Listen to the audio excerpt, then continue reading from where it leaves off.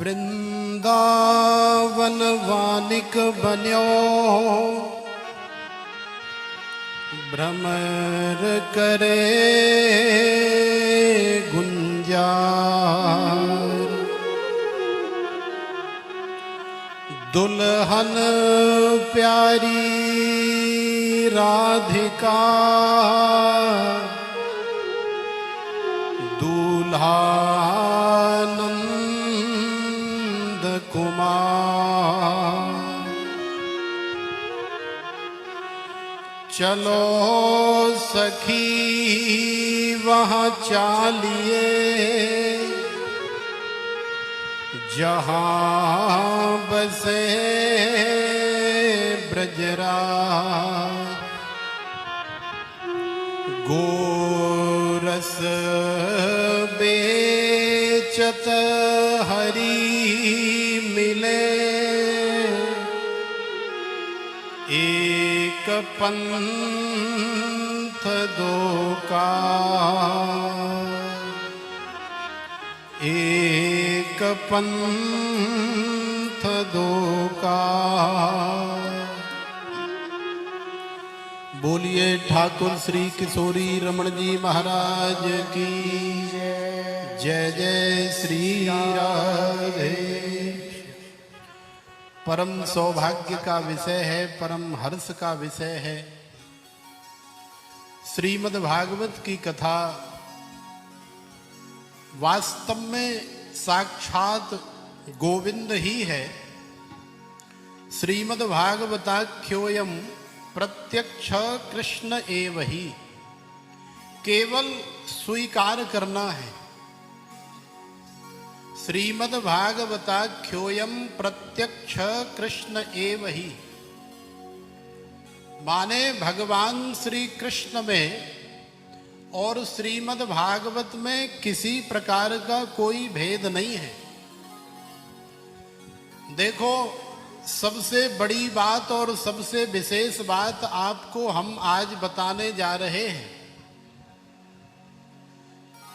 संसार में जब भी जिसे भी भगवान की प्राप्ति होती है या भगवान ठाकुर श्री रमण बिहारी, श्री ब्रज बिहारी, श्री बांके बिहारी या ठाकुर श्री किशोरी रमण जी महाराज जब भी जिसके जीवन में आते हैं उसके ऊपर निश्चित रूप से संतों का वरद हस्त होता है। संतों की कृपा के माध्यम से ही भगवान हमारे जीवन में आते हैं। और संत कैसे कृपा करते हैं?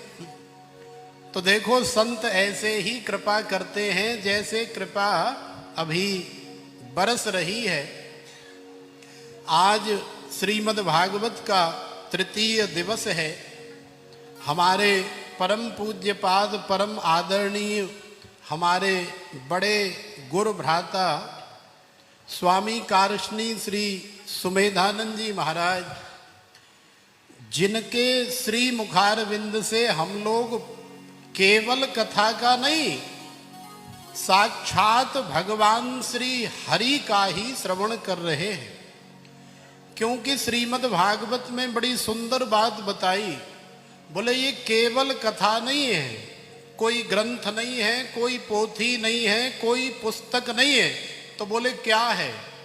बोले जब कोई संत इस कथा का वाचन करता है तो श्रवण करने वाले के हृदय में, श्रवण करने वाले के अंदर प्रविष्ट कर्णरंध्रेण स्वानां भावसरोरुहं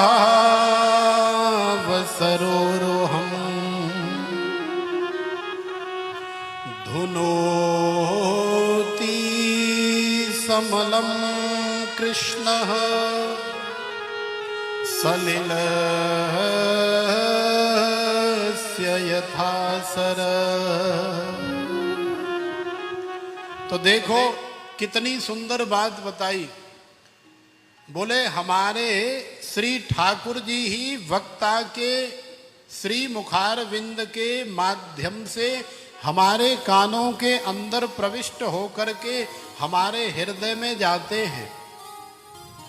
और फिर हृदय में जाने के बाद श्री ठाकुर जी अपने आप हमारे हृदय में जो अनेकों प्रकार की मलिनता है, जैसे काम है, क्रोध है, लोभ है, मोह है, मद है, मत्सर है, अनेकों प्रकार का जो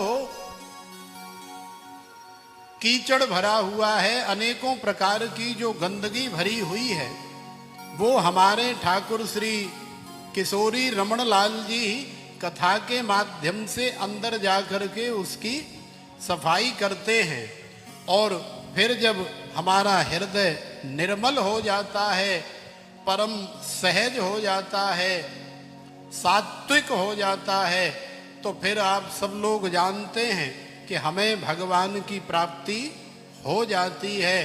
क्योंकि निर्मल मन जन सो मोह पावा, मोह कपट छल छिद्र न भावा।